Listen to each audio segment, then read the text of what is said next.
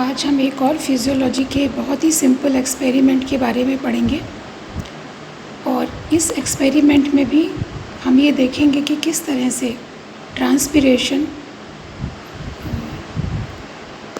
एक लीफ जो कि बाइलेटरल है, डॉर्सीवेंट्रल जिसमें अपर और लोअर सरफेस अलग अलग है, उसमें ट्रांसपिरेशन की रेट किस तरह से अलग अलग होती है, हम उसकी आपस में तुलना कर सकते हैं। वाष्पोत्सर्जन जिसे हम हिंदी में कहते हैं। और ये भी एक ऐसा एक्सपेरिमेंट है जिसे हम अपने घर पर भी चाहें तो कर सकते हैं। बहुत ज़्यादा सामग्री हमें इसमें नहीं चाहिए। जैसा कि इस डायग्राम में दिखाई दे रहा है, एक गमले में लगा हुआ पौधा चाहिए, ऐसा पौधा जो डॉर्सीवेंट्रल जिसकी लीव्स हों। इसके साथ हमें 5% कोबाल्ट क्लोराइड का सॉल्यूशन चाहिए, ब्लॉटिंग पेपर हमको चाहिए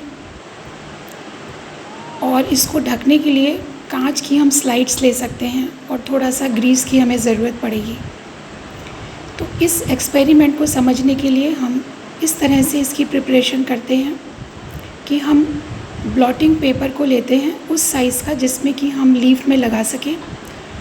उतने साइज़ का लेने के बाद उस ब्लॉटिंग पेपर को हम जो हमने 5% का कोबाल्ट क्लोराइड का सॉल्यूशन बनाया है उसमें डिप करते हैं। डिप करने से वो गुलाबी रंग का हो जाता है जो ब्लॉटिंग पेपर है। फिर इसको हम पूरी तरह से सूखने देते हैं। सूखने से ये फिर से नीले रंग का हो जाता है।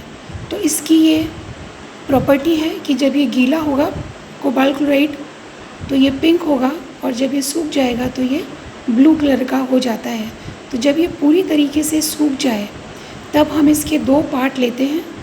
एक पार्ट को हम पत्ती के ऊपर की सतह पे लगाते हैं और दूसरे सेम साइज़ होता है, उस दूसरे पार्ट को हम पत्ती की नीचे की सतह पे लगाते हैं और लगाने के बाद इसके ऊपर ग्लास की स्लाइड्स रख देते हैं।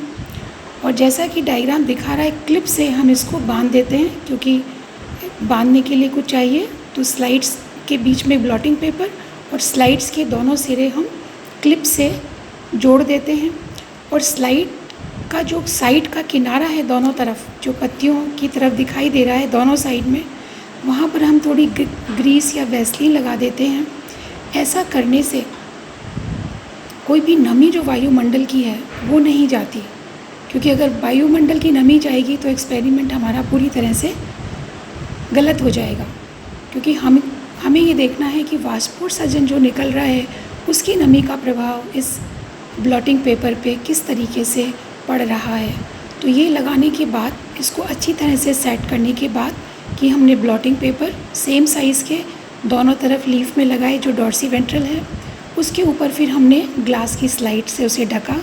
ग्लास की स्लाइड के दोनों सिरे हमने क्लिप से क्लोज़ कर दिए और स्लाइड के किनारे जो पत्ती के ऊपर हैं उनको हमने ग्रीस से या वैसलीन से पैक कर दिया जिससे कि कोई नमी वायुमंडल की उसमें ना जाए।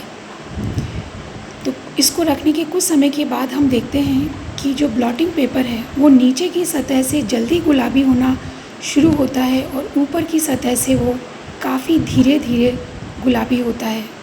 और अगर रंध्र ऊपर की सतह पर नहीं है तो फिर वो गुलाबी नहीं होता है।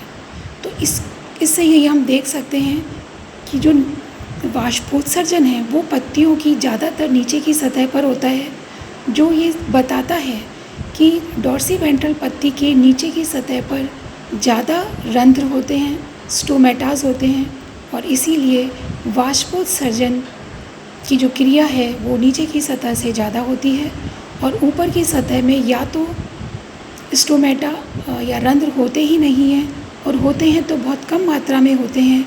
इसलिए वाष्पोत्सर्जन की दर या ट्रांसपिरेशन की जो रेट है वो ऊपर की सतह से काफ़ी कम होती है। तो इसको हम अच्छी तरह से कैलकुलेट कर सकते हैं और ये बता सकते हैं कि दोनों में तुलना कर सकते हैं, ऊपर की पत्ती और नीचे की पत्ती में वाष्पोत्सर्जन की दर क्या है। तो ये हमारा पूरा एक्सपेरिमेंट है और इसमें जो प्रिकॉशन हमें स्पेशली रखनी है वो दो ही इम्पॉर्टेंट हैं। एक तो ये कि जो हमारा ब्लॉटिंग पेपर है कोबाल्ट क्लोराइड में डुबोने के बाद पूरी तरह से सूख जाए, क्योंकि अगर वो पहले से ही गीला होगा तो हम एक्सपेरिमेंट को नहीं समझ पाएंगे।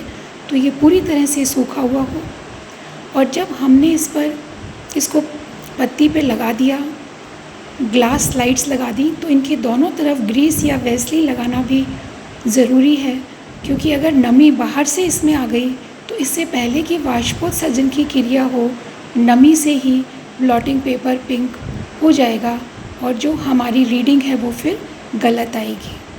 तो इस छोटे से एक्सपेरिमेंट को हम बहुत आराम से कर सकते हैं। Thank you.